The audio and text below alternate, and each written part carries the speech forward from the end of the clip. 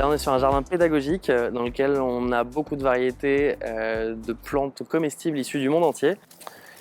Le but, c'est de faire de la pédagogie, de faire découvrir beaucoup de plantes qu'ils ne connaissent pas forcément, de leur montrer comment poussent les fruits et les légumes, et qu'ils puissent découvrir toute cette biodiversité. Le potager, il a été installé il y a un petit peu plus d'1 an et on a vraiment recréé un écosystème.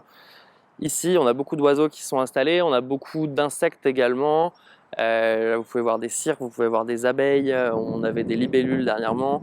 Il y a des petits oiseaux qui sont installés dans le jardin aussi. Et il fallait aussi, par rapport à cette architecture splendide mais brutaliste, un contrepoint végétal. Et c'est de là qu'est partie cette idée.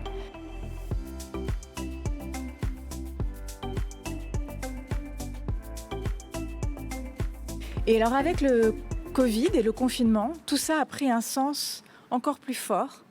Parce que pendant cette période si particulière, ces jardins ont été une consolation parce qu'on les voyait pousser. C'est une merveille de voir cette force de la nature qui prend et qui grandit et qui se développe et qui nous apporte sa beauté, sa diversité, ses senteurs, sa générosité avec ce potager qui sont d'ailleurs très appréciés par les restaurants de l'UNESCO ici au 7e étage.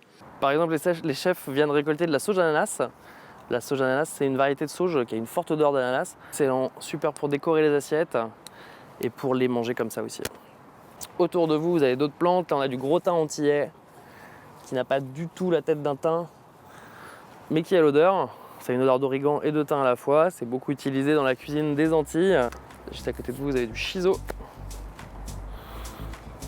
C'est quoi ça? Le shiso, c'est une plante qui est très utilisée dans la cuisine asiatique. Ça a un goût très très spécial.